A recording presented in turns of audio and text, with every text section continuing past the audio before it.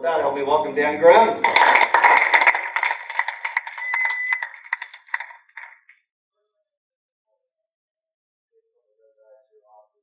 Couldn't have given me a better lead in. That was just awesome. Because when we're talking about the freedom that we cherish and what the Constitution offers, what's the one thing most of us think of first when we think about freedom? I'll give a hint. There was a book written a few years ago by Milton Friedman called Free to Choose. Freedom of choice.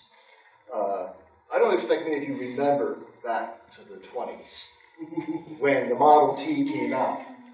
And people would go to order their Model T for about $650.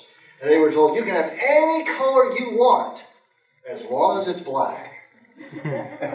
And that's what keeps people probably the most frustrated, is when they see freedom limited, the first place they tend to notice it is in lack of choice. You can pick out any variety of cell phone, you can put any type of attachment and color and scheme. Does anybody remember when you used to go down and buy the phones from Ma Bell, and it was black, and it had the dialer, and it had a black cord, and it had the black handle on it, and that's pretty much your only choice you had. And then later on they had more options that cost a significant upgrade. And if you brought in a second phone that you bought secondhand from somebody else and plugged it into your outlet because now you had two phones in the house, your bill went up because they charged you for the second phone. Because they had control of your choice. Now, most people may not be all that invigorated about the choice of what phone to buy, although I think most millennials would disagree with me on that. But when it comes to political office, anybody who's been paying attention to the spectacle we've been going through the past 9, almost 10 months? Did choice matter to everybody there? How many candidates started out on the Republican side? 17. 17. And how many on the Democratic side? 3. At least 3. 5. Up to 5 at one time. There were 5 at the very, very first debate. In the very, very beginning, yeah. So, in the beginning, it looked like we had lots of choices. And then it's winnowed down now to how many choices are we going to have? 2, right? There's still, we don't know if it's going to be Hillary or Bernie, but one of those 2. And it looks like Donald's probably going to be on the other side. So all that work to sift and shake it down, because we all feel like we've refined this process to the 2 very best possible candidates we could ask for. Nope. Right. Now, why is that, though? Why is the funnel so narrow at the bottom? Because we have a 2-party system. You can have A, you can have B. But C, D, E, and F, and G, even if they're out there, get 0 coverage. Nobody is really aware about them. And so you're stuck in the end, and almost everybody, if you interview them, asks them, no matter which way they lean, how are you approaching the voting booth? I'm holding my nose to go pull the lever for the lesser of the 2 bad guys. Anybody ever feel that way going into the voting booth? Yeah. So people are frustrated. Why can't we have more choices? Why do we have only 2 parties? And that's an open question. Let's go ahead and start. Tim. It would split the if you had more than 2 parties, the number of people voting would be minimalized. It would be much smaller. Like say if you had a Constitution party, they might get 10%. Republican Party might get 10%. Independents might get 10%. and so on and so on. And there wouldn't be any clear majority. So, Thank you. Tim, do you like the two-party system? I don't know what would replace it. Do I like my choices? No. We got Clinton because It's actually not a two-party system, it's a multi-party system, but the perception that the media bears or broadcasts over and over and over again is a two-party system.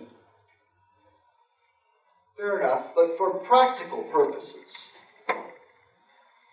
when's the last time we had a party other than a Republican or a Democrat either A, get elected president, or B, control one of the houses of the federal government, or even any of the state governments for that matter? So for all practical purposes, it's a two-party system. But there are some influences that lead it that way. Legally, there are structures in place. Who knows what structures are in place to reinforce the two-party system? the Incumbent Protection Act, or what is it called? The public funding of the Clean elections. clean elections. Yeah. Here in Arizona. The Incumbent Election Act. Yeah. A re-election act. That's looked through to Arizona. I don't think it had nationwide exposure, but it certainly had some influence here, even though it was supposed to actually open up and create opportunities for people outside. But on the national level, isn't it where like congressmen and senators they can use mailers that are paid for by the federal government, where any competitor, any non-incumbent would have to pay for their own out of the campaign, but any incumbent could send out flyers or letters and actually charge it to the... That was struck down some years ago. Okay. They can send out literature, but it can't be campaign literature. But you know that's a fine line in the judgment call. If I send out a note to you and tell you about this wonderful bill I've sponsored, I've not said a word about my campaign for re-election, but you got a piece of mail with my handsome face and a description on it, just the same. So, but technically, that franking privilege of being able to use that for campaign was struck down somewhere back in the 80s when Dan Rostenkowski and a number of the House people were thrown out of Congress, literally for just egregious violations of using that privilege. But yes, there is going to always be a certain inherent advantage to incumbency. But what's that have to do with party? Well, one of the things too is the rules in each state that you have to be able to pass to actually get your party on the ballot. There we go. How many were aware that in order to be an official registered party, you actually have to register to be a party in Arizona in order to enjoy certain benefits? That means you have to demonstrate enough people signing up and declaring they're willing to be members. And if you don't hit that minimum threshold, then your party will not be listed on the ballot. Who do you register with? Secretary of Initially State. the Maricopa County, but ultimately to the Secretary of State. That's who governs regulations within the Arizona. How about the federal one? Like Well, they wanted to bring back the Lakewood. Right, so the federal government, for the Constitution, really doesn't regulate elections. The elections were left to be in the hands of the states to govern.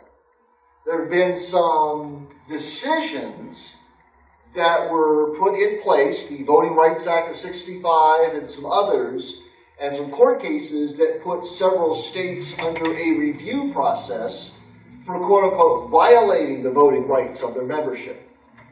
And that was a big court case just in the past few years where I think it was Texas or one other state sued for still being under that governorship 40 years after the initial declaration that they had been in violation, and there had been no review.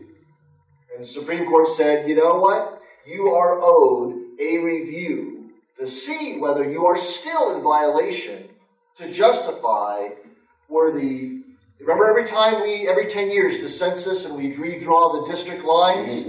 Those have to be reviewed by the federal government because Arizona was under that watchful ruling. And that was the type of thing, and I forget, it was Texas and a couple other states.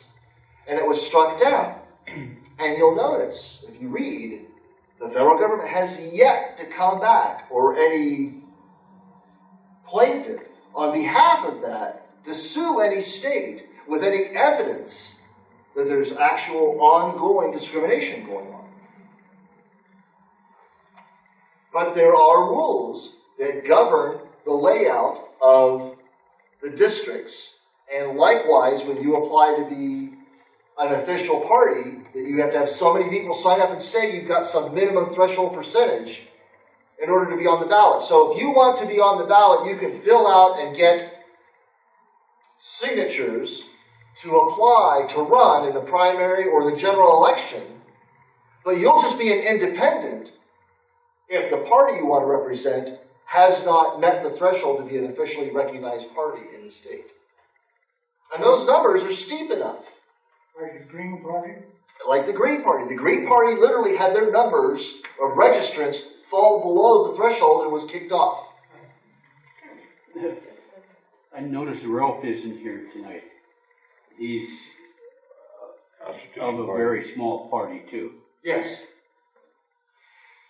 So, there are rules in place that reinforce for large parties to have the privilege of representing the majority or larger portion of the electorate, and others are blocked out.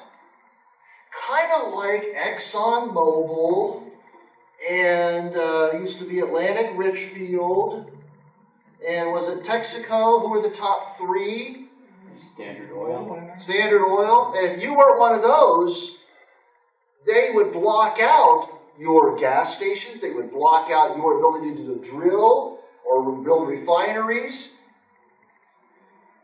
That type of monopoly, oligopoly, whatever behavior, there was the Sherman Antitrust Act to try and protect against that. Who protects against that for the party system? So we have rules on what parties can form, and then even once a party forms, and they're official on the ballot, the benefit of that is that the ballots are printed with their actual name on it, representing the party. That's true in the general and the primary. What was the big controversy they had 2 years ago with the bill they tried to put out? They were changing the signature requirements for non-Democrat and Republican parties. So the signature requirements to get your name on the ballot to run are a percentage of your membership. So the bigger your party is represented, the more signatures you have to gather to have your name on the ballot. But if you were a Libertarian Party, the membership was so small, you could get by with collecting 100 signatures, where the Democrat and Republican would have to collect 1,500. So the Libertarians were already having a struggle getting any attention, getting out on the ballot. Now they were going to be told, you'd have to go get 1,500 signatures as well.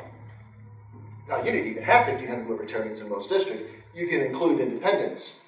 But it was just another rule to block out anybody but a Democrat or Republican. So the rules at state levels penetrate down to your local races, your district races, and your statewide races, which then spill over because has anybody that you know of ever been elected for a federal office, congressman or senator, who didn't hold a previous office somewhere in the state or municipal area? So if they rig the game at the local and state level to keep anybody but the two major parties out, how are you ever going to get an opportunity to advance up to represent at the federal level?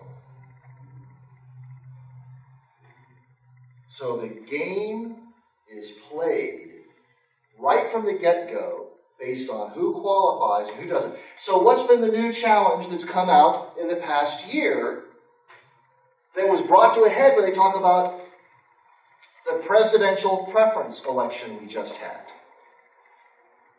Why is it called the presidential preference election? Does anybody know the story behind that? You want to share that with us? I thought that it can't officially be called primary because that's in August. It has less to do with when it is as who could participate. By a proposition passed back in the late 90s, primaries are open. So independents can come in and pick whether they want a Democrat ballot or a Republican ballot in the primary. Well, they didn't want to do that for the presidential primary. So they had to change the name. Because if it's a primary, it has to be open. So they changed. They called it presidential preference election. It also allowed them, because Arizona has this odd timing where the primary is at the end of the summer, 2 months before the general election. Why do they do that? Because they're gaming the system again for the incumbent. Because the challenger now has to go out there and try and get everybody's attention in the hot summer sun. And if by chance a challenger succeeds in winning their primary, more than likely they're going to go up against an incumbent from the other party in the general, and now they have all of 60 days to raise money and organize to get the vote out for their candidacy. So, as Buckley likes to refer to it, it's just another way to protect incumbents. Yes, Isn't there something about the, one reason they have the open primaries, if they are closed primaries, they make the parties pay for it? Am I wrong on this? Or something, if it's an open primary, the state will pay for it, if it's a closed primary, parties have to. It's not that they have to, but there's a threat of a lawsuit to make that happen. Okay. And neither party wanted to pony up and pay for it. And so in the late 90s, that was part of the impetus behind making it open, was to, now it justifies. But what did that really accomplish? What it really accomplished is, because the two major parties are the main ones to benefit, we're now having the state underwrite the election in a primary, a pre-qualifying election for the parties. The two big parties that they managed to block out all the little parties in.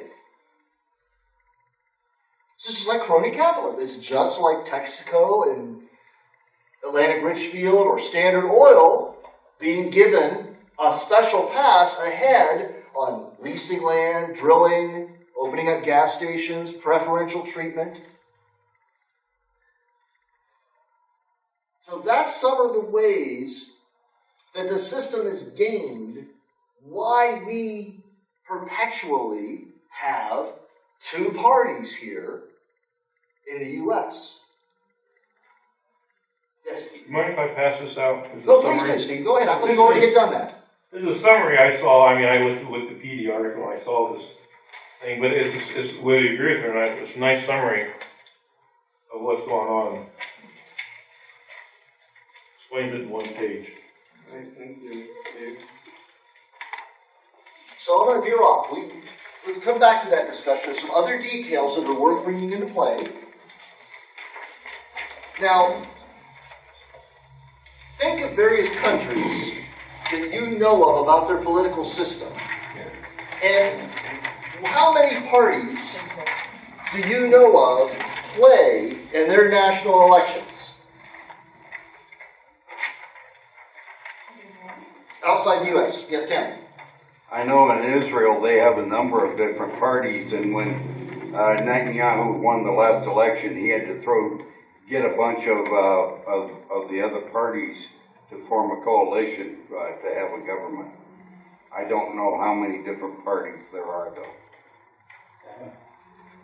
So I remember. There's two kind of dominant, but there's at least 3 or 4. You're right. That's one of the consequences. We'll go into that detail a little bit more, but that's a great example. How about other nations? England's like that too. They've got 2 major, but they've got 3 or 4 others. But has any government ever formed that wasn't one of the 2 major?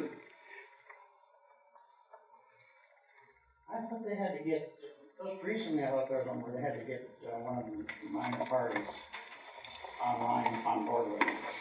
They were pretty close to having to have, I think the Labour had to come with the Liberal Party if they were going to beat the Tories. They're close. They're on the edge.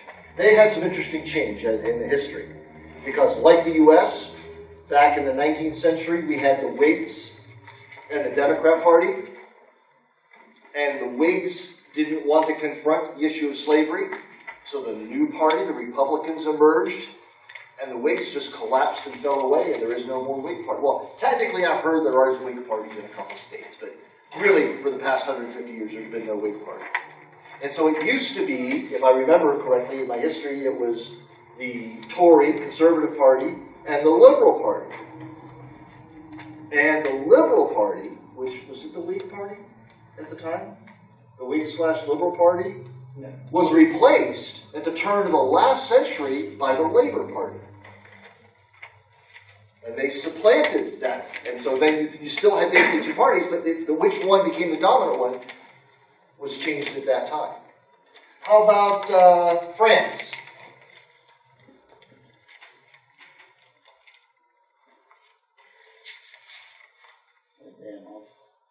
They do. But for the most part, they're dominated by 2 parties. Canada? There's a good example. How many parties does Canada really have?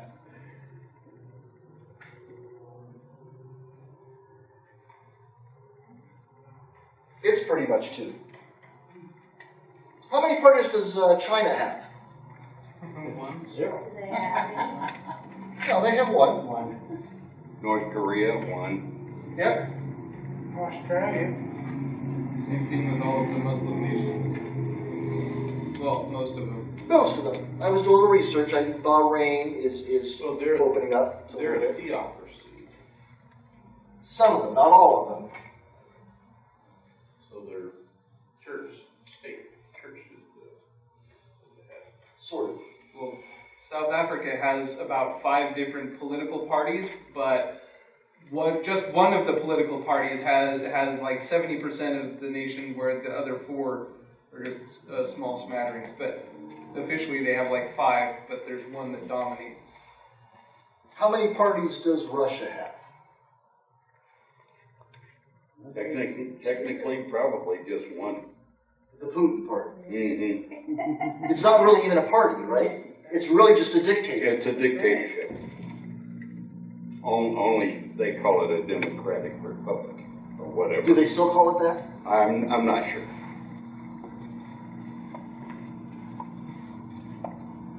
So I had this thought in the back of my mind that, let's put one up here also. How many are familiar with Italy? Italy is a mess. They also have typically about 7. So there's some unique structural differences in these various countries as well.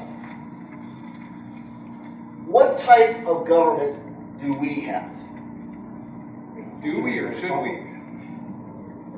We have a democracy. No, we're a republic. I know, I'm mocking the uninformed. Okay. I kind of figured you were, but Right, we have a republic. We're supposed to be a republic. It seems like we're in an oligarchy, but we're supposed to have a republic. If we can keep By it. definition, the Constitution is a republic. Yes. And the forms of it, frayed at the edges perhaps, but what type of political system does Israel have? probably a democracy. Yeah. Parliamentary. Parliamentary. Parliamentary. What does Britain have? Parliament. Parliamentary. In fact, where was parliamentary systems pretty much developed? In the UK. UK and France are pretty much the parents that helped flesh those out. What type of system does Canada have? Parliament, pulled out from UK, isn't it? A little bit, but they also have a president, don't they? Yeah. France was parliamentary, but they have a president. When did they get their president? Does anybody remember? After they killed the king. No. After de Gaulle died? Actually, before de Gaulle. They had a parliamentary system that was collapsing under the weight of its own spending and inaction. And they begged de Gaulle to come out of retirement, the great hero and general for World War II, to rescue them from it. And he said, I won't be prime minister, I won't deal with this marauding horde of goofballs. You create the office of president and make me president and give me power and authority, and I will then come in. So they cobbled together and created a president. So they have a parliamentary system and a prime minister and a president. Wow. So their system's really messed up. And of course we talked about China, North Korea, and Italy. Italy now, what do they have? Parliamentary system. What about, Most of Europe. what about Germany? They have a chancellor. Is there head of state? Yes, they're pseudo-parliamentary. Angela Merkel, I don't believe is elected directly. Again, it's parliamentary. She has to win over, and they can call elections. Japan is parliamentary. What was one of the great things we did for the nation of Iraq when we took over? Anybody ever watch Jay Leno? It's one of my favorite lines by Jay Leno. He says, yeah, we're writing a new constitution for the nation of Iraq back in 2004. And he said, we ought to just give them ours. We're not using it. It worked for a little while, we're not using it anymore. But they didn't. They didn't give them a republic form of government. What did they give them? Democracy. A parliamentarian form of government. So you have a sectarian, divided society. Shiite here, Sunni here, Kurds up here, all down here. You carve out the states, and then you create a parliamentary system and ask for coalitions to get together and form. And now you understand a little bit more about the mess they have. Yeah. Because they didn't protect the rights of the Sunni. The Shia Or the finally Kurds. being a majority after having suffered under the rule of Saddam Hussein, who was Sunni, not really religious, but he did protect his tribe, his kinsmen, his local area. So now the Shia get in power, they're going to go do to them what they had done to them, and there were no protections in place. Is there any wonder there were rebels and the ones that left to go foreign? Because our lovely State Department, all their wisdom and masters and doctorates in political theory, don't believe in our own Republican form of government. Blame it on Bush. When they go out, and here, so what is the problem with nation building? We do it badly.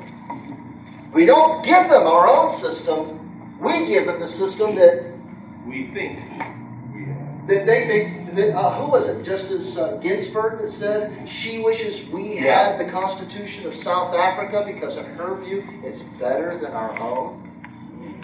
She's sitting on the Supreme Court.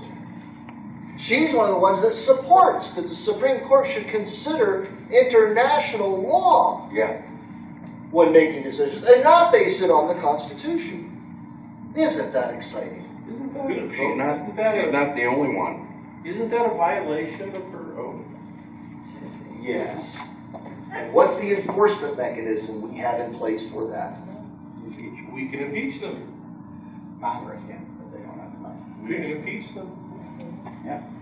We can make the argument that if our Constitution is for a moral, educated people, that it's not appropriate for some of these places. She wouldn't have gotten there. And that in the case, she probably would not have gotten there. But because a lot of us haven't been as knowledgeable in understanding the Constitution and its proper application, that's how someone like her gets to be where they are. She's an immoral idiot, so the constitutional law doesn't apply to her. So,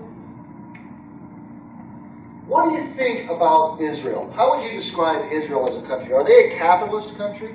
Yes. Yeah. Really? Have any of you visited Israel? No. Have you gone to a kibbutz? Have you been to Israel? I've only read about it. What is a kibbutz? They still have it. I don't know of a place. It's a commune. A kibbutz is essentially, they have evidently 3 different varieties of a commune. One where everybody has assigned duties, and one where it can be negotiated and float. So it's loosey-goosey a little bit in terms, but it's a socialist government. If it wasn't for the billions that we were helping sending and underwrite for their defense, they would have trouble surviving just like a lot of other nations do, because they wouldn't be able to support the internal social welfare systems that keep their people afloat. Now, they do have some business, and they are somewhat capitalistic in what they do, let businesses and corporations and stuff form and produce. Tax rates are rather high, and they would be a lot higher if we were underwriting their defense.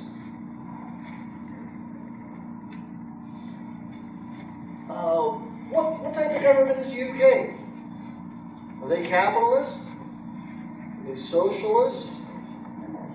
They've got a very strong socialist bend, but